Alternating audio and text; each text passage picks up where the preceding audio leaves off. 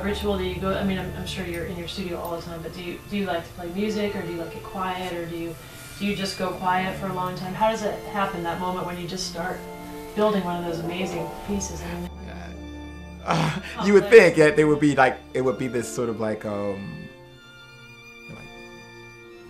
constant quiet, but that's not, no. Usually the television's on with the radio going or some music going all at the same time.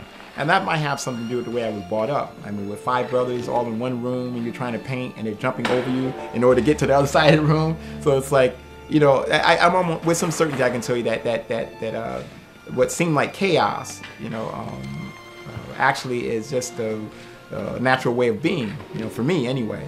So that's not noise, you know, it's actually just, you know, part of, you know, like that, you know. You don't want to be too pretentious, but for some reason this hammer came into play. How do I say it? All right, I think at different points in your life, right, you are sort of open to questions, interpretations on what you do and how you sort of like realize yourself. I don't think this is necessarily a time where I'm like open to that. I think it's been going on now probably for like the last like 5 years. Like during lectures, that's when you really, like slide lectures, when you have to sort of like present like old work and talk over like where you've been, you know. And if you're thinking about where you're headed, it's like if your body, your trajectory is like pointed full speed ahead, then how do you sort of like, you know, at those moments sort of like stop and be reflective? I mean, that's not, it's not a part of my MO, you know. It's not the way I sort of like you know, realize the here and now. It's like, it's not for me, like, you know, like delving so much into the past.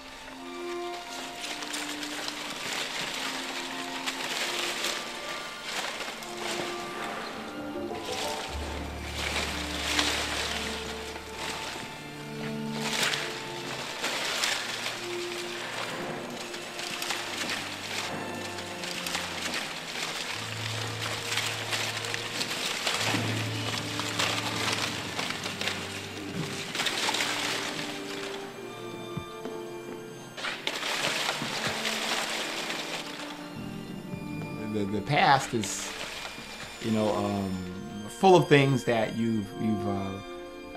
won't necessarily say you fully realize, but you know, you've experienced them, you know, and like they assist in getting you to places, but I think only through osmosis or through, you know, the fact that your body has a memory, and it's like, you know, you're working on your history, your own personal history, so you're like standing on yourself, so to speak.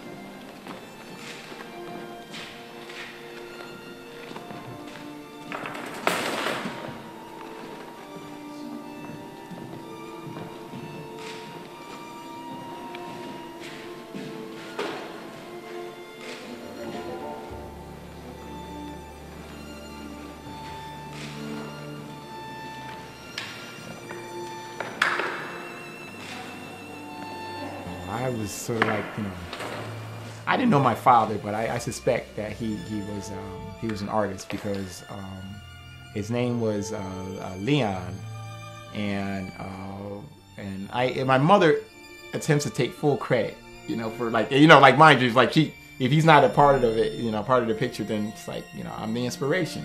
So like, but bits and pieces have come, you know, have come in, and so you start to realize that, you know, like he named me Leonardo. You know, so it's like she didn't name me, and it's like, and like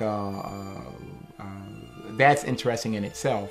And I think that like part of a history that I can't really say too much about because I don't know it, you know. But in the bits and pieces that I have gathered, it's like you know, I like to believe that it's just a name, but then again, it's like, you know, well, it's like it's like, how did that occur? You know what I mean? You end up with that name, you know, and it's like and then in the final joke, they have the last name Drew on top of that. You know what I mean? So when I was in a grammar school, the kids were like, Leonardo drew a picture. You know, and I was like, I said, well, okay. I mean, I hated the name, you know. So it's like, when I realized, you know, that it meant something, then it was like, then you sort of own up to it.